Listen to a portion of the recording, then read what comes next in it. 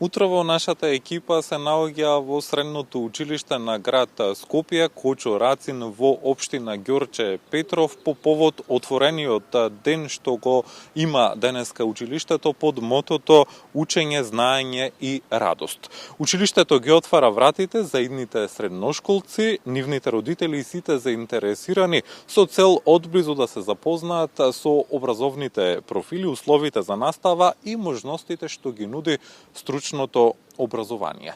За тоа што ги очекува новите средношколци, но и сите посетители во текот на денешниот ден, утрово разговараме со ВД директорот Драган Поповски. Велам добро утро за директорот, како сте во утро? Добро утро, благодарам, добро. Веќе течат подготовките за отворениот ден. Директоре, кажете ми какви активности ќе понудите денеска за сите посетители на вашето училиште? Најнапред ви благодарам за вашето присуство утрово. Сакам да ги поздравам сите гледачи на македонската телевизија.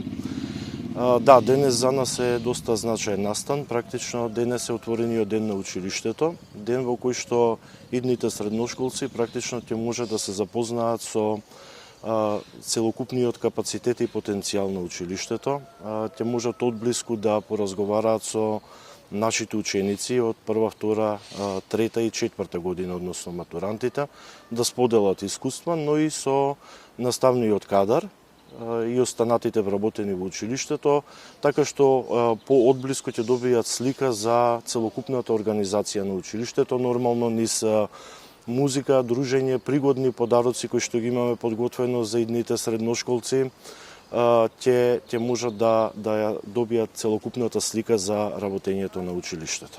Директора, кажете ми, кои струки и образовни профили ги нуди училиштето и колку тие се усогласени со потребите на пазарот на труд? Да.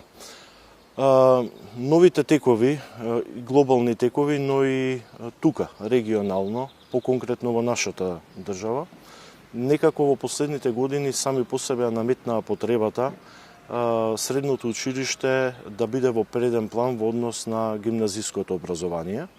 Генерално поради потребите на пазарот на трудот, но и поради градење на една нова свест дека практично средношколците по завршување на средното стручно образование се стекнуваат со одредена квалификација, условно да речем, за да можат на пазарот на трудот да бидат конкурентни и нормално да се вработат. Секако после тоа тие може да си продолжат и со студирањето, но знаете како велат, не е на одмет да имаат занает, па после тоа да го надоградуваат своето образование.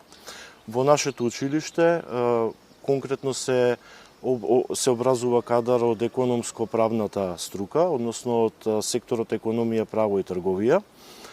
Имаме паралелки од правниот техничар, понатаму дигитална трговија и маркетинг и економски техничар, но и текстилното образование, третиот степен конфекционер и во секторот текстил, кожа и слични производи го имаме практично модниот дизајнот на облека, на кој што планираме во иднина да ставиме посебен акцент, но и конфекционерот кој што предмалку го споменав, тоа е 3-годишно образование, после тоа доколку сакаат можат да го заокружат образовниот процес со 4 степен. Навистина интересни струки и богата понуда за идните средношколци во вашето училиште, но она што е важно тука е практичната настава во текот на целиот тој образовен процес. Имате ли соработка со компании и со институции каде што може да одат на пракса вашите ученици? Да. Апсолутно. Фаворизирањето, условно да речем, на средното стручно образование ја наметна потребата за редизајнирање на наставните програми. Конкретно кај нас паралелките се дуални, што значи дека еден ден во неделата учениците се во реалните компании за предметот учење преку работа, каде што можат практично да се стекнат со искуства и со знања кои што преку теоријата која што ја учат во училиштето е практично надоградување на нивното образование. Директоре, кажете ми, што го издвојува вашето средно училиште Кочо Рацин од останатите училишта и што им нуди на учениците? Знаете, Кочо Рацин е училиште со долга традиција. Овдека своето образование го заокружиле личности кои што се доста истакнати на македонската општествена сцена. Практично ние сме училиште во кое што можеме да понудиме добра социјална клима првенствено, помалиот број на ученици во дуалните паралелки, бидејќи таму постои законска или легислативно ограничување до 25 ученици, дава можност учениците да имаат повеќе простор за да ја поправат својата оцена, да речеме, доколку се незадоволни од истата, дава повеќе простор за комуникација со предметните професори, вон наставни активности и останати содржини во кои што може да се вклучат.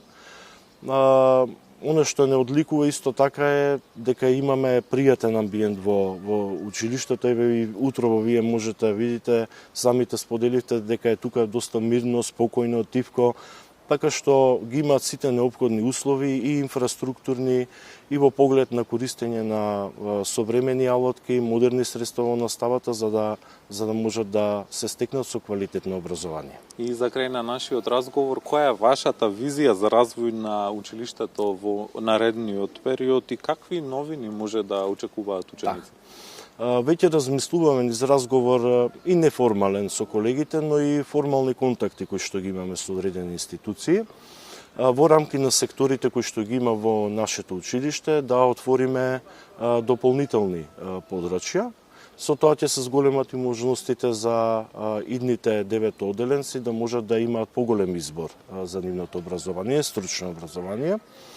Планираме да ја продлабочиме соработката и со државните институции, конкретно со Управниот суд веќе имаме склучено договор за едуцирање на учениците од правната струка, подпишување на меморандуми во наредниот период, но и низа на вон наставни активности содржини со цел училиштето да биде отворено во текот на целата година, затоа што знаете, убаво е што учениците ќе дојдат еден ден, ќе не посетат, зборувам за идните средношколци, но лично сметам дека треба училиштето да биде отворено за сите институции, на најмногу за идните средношколци во текот на целата година.